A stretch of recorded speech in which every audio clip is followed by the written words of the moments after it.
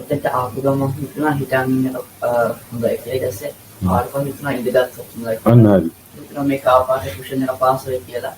තව ටික වෙලාවක් පස්සේ මේක පාස් වෙයි කියලා. දැන් ආරක හොඳයි කියලා. අන්න ඒකනේ බලන්න දැන් එක වෙලාවකට පුතාට කිව්වා ඔහොම කකුල් දෙක හදාගත්තොත් හොඳයි කියලා. හිතන්නේ කිව්වේ. ඊට පස්සේ මොකද කියන්නේ දිගෑරියොත් හොඳයි කියලා හිතනවනේ. ඒ කවුද එතකොට මේ කරන්නේ දිගාරියා? දැන් මේ මාඩි වලින් මෙට්ටේද ප්‍රශ්නේ තියෙන්නේ? අන්තිද? මෙට්ටේද?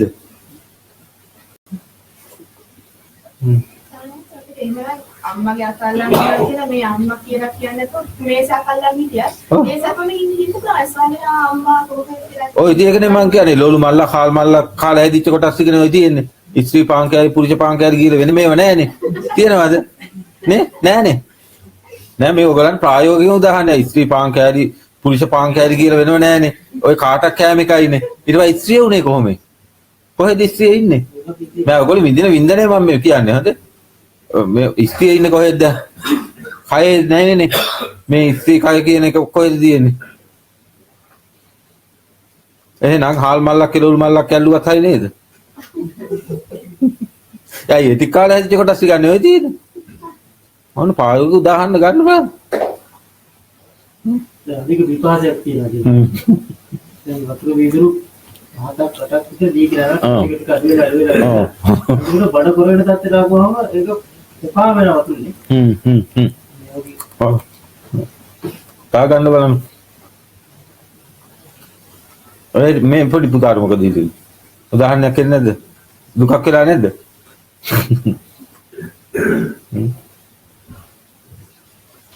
බඩගින්නත් තියෙනවා. නැසේ බඩගින්න දෙකම කොහොමද බලන්නේ?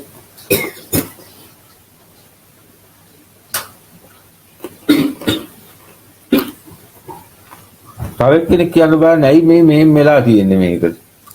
මෙහෙම වෙන්නේ නැහැ. මම ඔක්කොම දන්නවා මේ මම ඔක්කොම කොල්ලලා ඇවිල්ලා තියෙන්නේ මේකේ. ඔයගොල්ලෝන්ගෙන් ගන්නවා. මම කරුවා කියන්න ගියොත් ඔය පිස්සුවේද? මම ඔක්කොම කියලා තියෙන්නේ දැන්. මම ඔය ඔක්කොම කරලා බැලුවා ඒකයි. ඔය කියන්නේ. තියනවාද කො? ඔව්. විවාහය ගත්තා. අංගොලදී ලකිනකොට ඉතින් කෙනෙක් කියන්නේ හැංගීම් නෙවෙයි අන්තිමට අවුරුදු 20ක් 30ක් යනකොට තියෙන්නේ. උදාහරණයක් කරන් කියන්නේ. අනේ කරගත්ත දෙයක් කියලා. උදාහරණයක් කියන්න ඔක්කොම ඔය කට්ටිය ඉන්න මම කියන්න ගියොත් ඔයාලට ඕන විදිහට කියන්න පුළුවන්. මොකද මම ඔක්කොම කරලා ඉල්ල තියෙන්නේ. ඔක්කොම අත්දැක බලන්න. සදාකාලික සත්‍යයක් කියලා කිසිම දෙයක නැහැ. කොහොම පොඩි කාලයකට විතරයි තියෙන අනිත්‍ය වෙලා යනවා. මං ගෝල් බේස් එකේ උපමාව කියන හාල් තියවනේ. ඈ?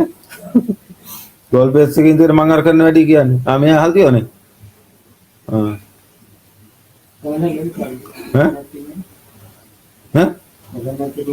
ඔව් කවුරුත් තේරෙන එකක් ඒකනේ. ඔන්න මං දැන් ගෝල් බේස් එකේ ඉන්නවා කියලා හිතන්නකෝ. අවු කන්නාඩි දෙවුත් දාගෙන. ඔන්න මං දැන් ගෝල් බේස් එකේ ඉන්නවා කියලා හිතන්න අවු කන්නාඩි දෙවුත් දාගෙන පත්තරයක් බලනවා දැන්. ගිහිල්ලා ඉවරලා කකුල් දෙක කුඩි කකුලක් දාගෙන හොඳේ පොරක් වගේ ඔන්න දැන් පත්‍රයක් බලනවා කියලා හිතන්නකෝ. හොඳේ ඊට පස්සේ මොකද්ද කරන්නේ? දැන් හුඟ වෙලා පත්‍රේ බල බල ඉන්නකොට පස්ස පැත්තේ එක්කෙනෙක් ඇවිල්ලා ඇඟ අත ගන්නවා. දැන් මට සැපයක් දැනෙනවනේ. ඕක යුනිට් 20ක විතර සැපයක් අපි දාමු ඔකට. යුනිට් 30ක විතර සැපයක් දැනෙනවා. ඊට පස්සේ මම ඉතින් පත්‍රේ බල බල ඉඳලා හැරිලා බලනවා. ලස්සන කාන්තාවක්. දැන් මං තව 80ක් වැඩි වෙනවා මට. දැන් 80 දෙයිත් අත ගන්න එක වෙනසක් නැහැ. දැන් 80 දුන්නේ කවුද? අත ගෑම වෙනසක් වුණාද? ඔන්න උකමාව. කොහොමද? තේරුණාද රහස?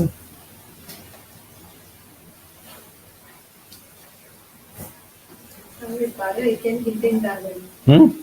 ආසාවේ පාරේ හිතෙන් දාගන්න. ඉතින් මොකක්ද ආසාව තමයි ඉස්සරහට ගියේ.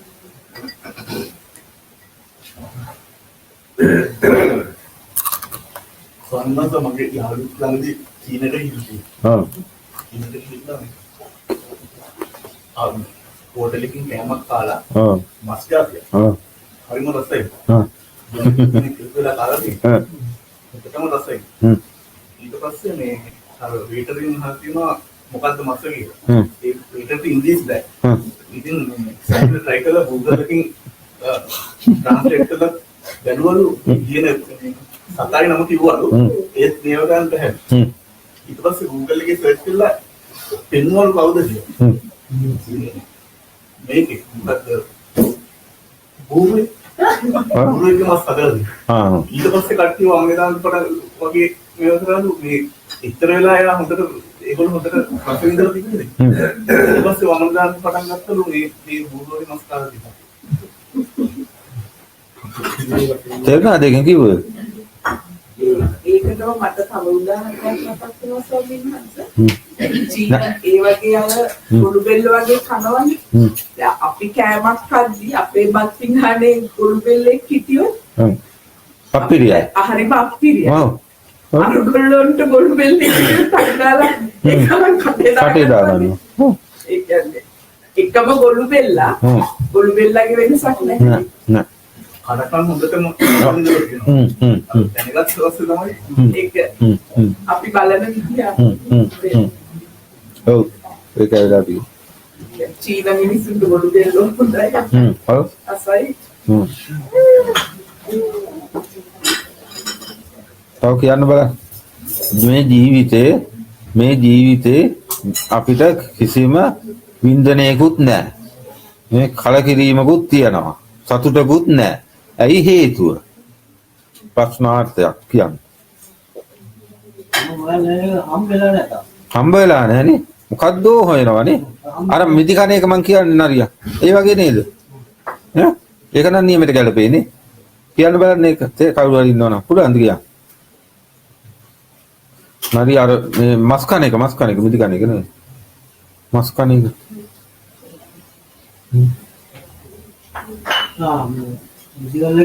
නෑ මස් කන්නේ නරියා ගිහින්. එරබුදු ගහේ. මල් මස් කියලා හිතාගෙන මල් කන්නේ. ගහ යට වැටලා තිබ්බා. ගහෙන් වැටුණා. ඊට පස්සේ ගහ උඩ බලන් ඉන්නේ නරියා මස් වැටෙනකම්. ඔන්න දවසක් නරියෙක් බඩගිනි වෙලා කැලේ මැදින් යනවලු. කැලේ මැදින් යනකොට නරියා දැක්කලු මස් වැදිරි එල්ලලා තියෙන මස් තෙල්ලලා තියෙන ගහ. ඒ නරියාට හරි සතුටුයිලු දැන් ඉතින් මේ යනවලු දුවගෙන යනකොට ගහේ විතරක් නෙමෙයිලු බිමත් වැටලා තියෙනවලු මොනවද මස්. ඔව්. ඉතින් ගිහිල්ලා ඉවරලා පැනපු ගමන්ම ගිහිල්ලි වෙලා බිම තියෙන මස් කියන සංඥාවෙන් එකක් අර බිම තියෙන එකක් කපලා බැලුවලු. බලනකොට මස් නෙමෙයි. එළබුදු මල් බිබි එළබුදු ගහකට මුර ඇවිත්ලා තියෙනවා. හරි? ඉතින් දැන් ඉතින් ඒක මස් නෙමෙයිනේ. ආපහු මේ බලනකොට එකක් ගහින් වැටෙනවා වාස්කාර. බලනකොට වර්තමානයේ. ඒක මස් කියලා ගිහිල්ලා අපල බැලුවලු. ඒකත් නැහැලු. හරි? ඒකත් මස් නෙමෙයිනේ. දැන් මේ හිතනවලු. වැටිලා තිබිච්ච එක මස් නොවුනට වැටුණු එකක් මස් නොවුනට උඩ තියෙන නම් මස් කියලා කට අරගෙන බලාගෙන ඉන්නවා. මස් වටනකම් බලන් ඉන්නවා. මොකක්ද එකෙන් කිව්ව යුතු ටික කියන්න බලන්න. කවදාකවත් හම්බෙලකට තෘප්තියක් වෙන්නේ නැහැ. හම්බ නොවන දෙයක් කවදාකවත් හම්බ වෙයි කියලා බලාපොරොත්තු වෙන්නේ. නෑ දැන් අතීතේ බලන්න. දැන් අතීතේ ඇත්තටම මුකුත් තිබ්බද සැපයක් එක්ක තිබුණේ නෑනේ. ඒක ඉවරයිනේ. දැන් මේ මොහොතේ වර්තමානයේ අර ගහ යට තිබිච්ච එකෙච්චර නෑනේ. එතකොට මර ගහෙන් වැටුණු එක තියෙන්නේ. වැටෙන එක තියෙන්නේ දැන් ඔයගොල්ලන්ට මේ සැපයක් හරිය මුකුත් තියනවද? චර නෑනේ. එහෙනම් වැටලා තිබිච්ච එක වැටුණු එකක් වැඩක් නෑනේ. දැන් බලන් ඉන්නේ මොකද්ද? ගහ දිහා බලන් ඉන්නව නේද අර මස් කන්න. හොඳයි එදාටත් මේ ඇහින් කනින් නාසයෙන් දිවින් කයින් කියන මේ පහින් ස්පර්ශයට හම්බුනාට පස්සෙත් ඔය විදිහ නෙමෙයිද වෙන්නේ. ගහේ තිබිච්ච මස් බිම තිබිච්ච ටික මස් නොවුනට වැටුණු ටිකක් මස් නොවුනට එයයි බලන් ඉන්නව ගහේ තියෙන එක. හොඳයි ගහේ තියෙන එකත් වැටුණු දවසට මස්ද නෑනේ. හම්බෙලා වර්තමානයේ හම්බෙලා කිසිම දෙයකට පුතුමක් නෑ ගෙවදී හොඳයි දැන් හිතන්නකෝ දැන් මෙතන ඉඳගෙන ඔයගොල්ලෝ සම්මතේ මරණාසන්න මොහොතට ගියත් ඔය විදිහටමනේ මේකනේ වැඩිදී ඔන්න ඔය අවබෝධය තමයි ඇත්තටම නිවන් දකින්න කෙනෙකුට ජීවිත අවබෝධයෙන් නම් එන්න ඕන මට නම් ලැබුණේ ඔන්න ඕක මට තේරිච්ච ඒක මට නිවන් දක් මේ නිවනට හයියක් උනේ ඔන්න ඔය ජීවිත අවබෝධය. අයිතකින් නිදාගුන්නේ නේ. කන්න වෙලාවක් නැහැ, බොන්න වෙලාවක් නැහැ, වැස්සට දෙවෙනවා, අවුවට වේලනවා. වෙලාව බලන්න ඕන. කොයි වෙලාවෙද දැන් වෙලාව බලන් දෙයක් නැහැ නේ. වෙලාව බලන් දෙයක් නැහැ නේ. වෙලාවක් නැහැ අපිට. අර කියන උදේ පාන්දර නැගින බත් මුඩ බැඳගෙන ආපහු වැටෙනවා. ආපහු රෑ 10ට විතරනවා. ආපහු පොඩ්ඩක් ඉඳලා ආපහු උදේ පාන්දර මැරෙනකන් හදනවා. ඊට පස්සේ මොකද්ද ගන්න බැංකු ලෝන් එකක් ගහලා ගයක් හදනවා.